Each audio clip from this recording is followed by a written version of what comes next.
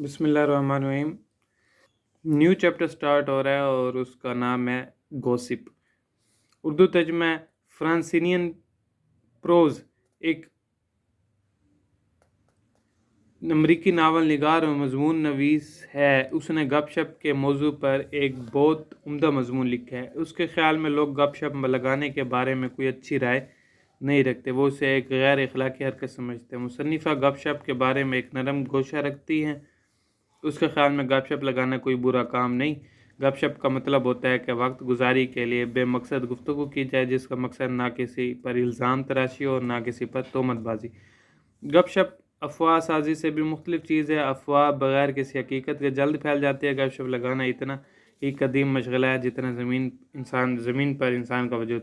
غاروں میں بیٹھے ہوئے انسانوں نے بھی اس میں دلچسپی لی ہوگی۔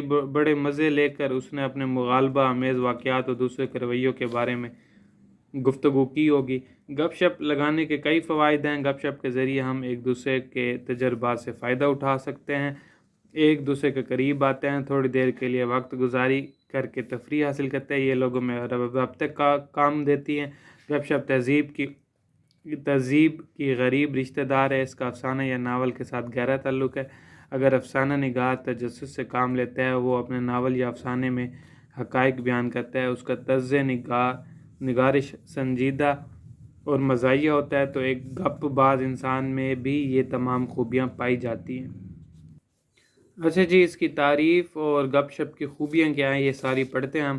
اس کی تعریف یوں کی جا سکتی ہے کہ فضول گفتگو اور وقت ضائع کرنے والی کارروائی یا مہذب گفتگو سے مختلف ہوتی ہے۔ ہر کوئی گپ شپ لگاتا ہے، لیکن کوئی بھی اس کا دفاع نہیں کر سکتا۔ یہ دوسروں کے رویے اور پرائیویٹ زندگی کے بارے میں رپورٹ دیتی ہے۔ مصنفہ گپ شپ لگانے کو برا نہیں سمجھتی، وہ اسے ایک مفید مشغلہ سمجھتی ہیں جو کہ کم از کم تخلیقی کارروائی سے کم نہیں۔ یہ ہمارے ذہنی تجسس کو آسودگی بخشتی ہے۔ گپ شپ کی خوبیاں۔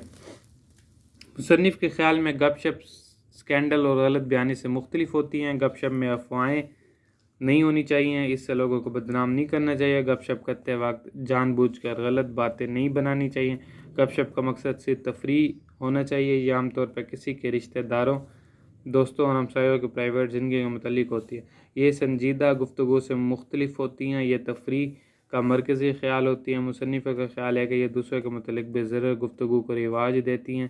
گپ شپ اور معلومات کے درمیان بہت فرق ہوتا ہے۔ وہ اپنے نقطہ نظر کو ایک مثال سے ظاہر کرتی ہیں، اور اگر ہم کہتے ہیں کہ مسٹر جان کو نوکری مل گئی ہے تو یہ بات اطلاع ہوگی، لیکن اگر کہیں ارے کیا تم نے سنا کہ مسٹر جان کو نوکری سے نکال دیا گیا، تو یہ بات گپ شپ ہوگی۔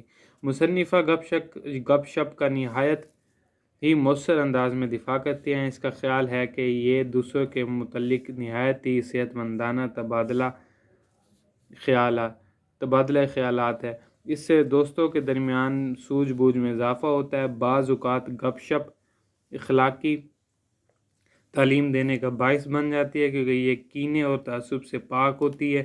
البتہ اسے اس وقت غیر اخلاقی سمجھا جاتا ہے جب وہ شخص دوسروں کی پرائیویٹ زندگی کے بارے میں سکینڈل پھیلائے۔ گپ شپ کے ذریعے ہمیں کسی اور کے کردار پر تہمت نہیں لگانی چاہیے اور نہ ہی کسی کی شہرت کو نقصان پہنچانا چاہیے۔